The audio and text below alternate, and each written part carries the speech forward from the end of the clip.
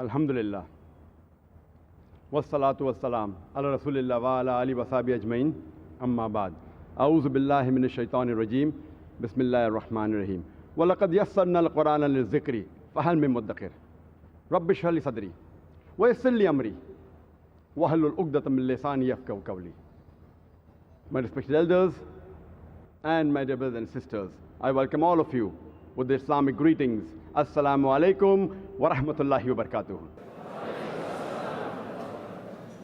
May peace, mercy and blessings of Allah subhanahu wa ta'ala, of Almighty God, be on all of you.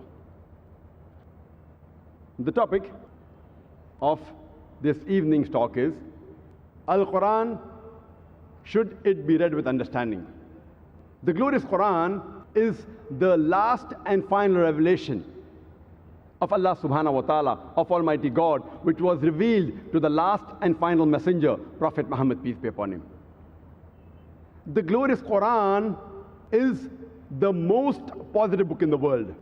It is a proclamation to humanity. It is a fountain of mercy and wisdom. It is a guide to the erring.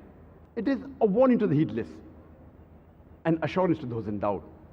It's a solace to the suffering, and it is a hope to those in despair.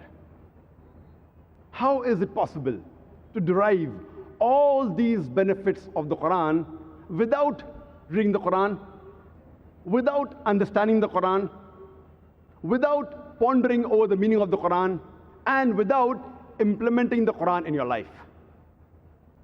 Alhamdulillah, the glorious Quran is the most widely read book in the world. But unfortunately, it is also the book which is most widely read without understanding.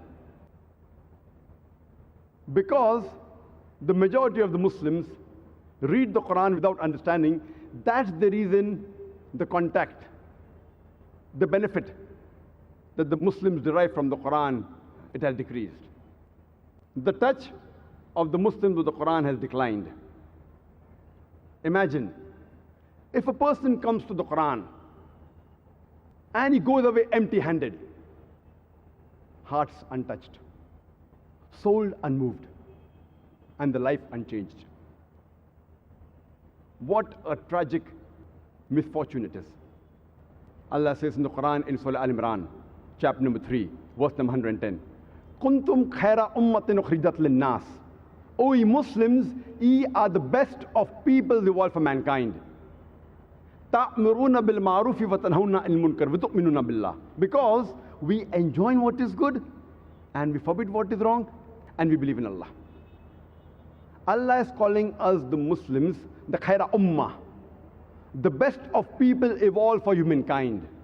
And the reason he's giving us is because we enjoin what is good and we forbid what is wrong and we believe in Allah.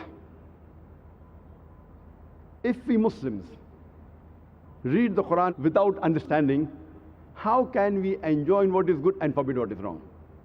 And if we do not enjoin what is good and if we do not forbid what is wrong, we aren't fit to be called as Muslims. We aren't fit to be called as khaira ummah. So if we want to be called as khaira ummah, if we want to be Muslims, we have to read the Quran with understanding so that we can enjoin what is good and forbid what is wrong.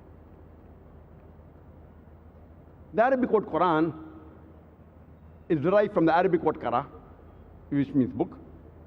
It's also derived from the Arabic word ikra, which means to read, which means to recite, which means to proclaim. How can we proclaim the message of Allah subhanahu wa ta'ala without understanding the message? And another title given to Quran is Furqan. That is the criteria to judge right from wrong. We can only judge between right and wrong if we understand the message of the Quran. Without understanding the message of the Quran, it's not possible that we can use the Quran as the Furqan, as the criteria to judge between right and wrong.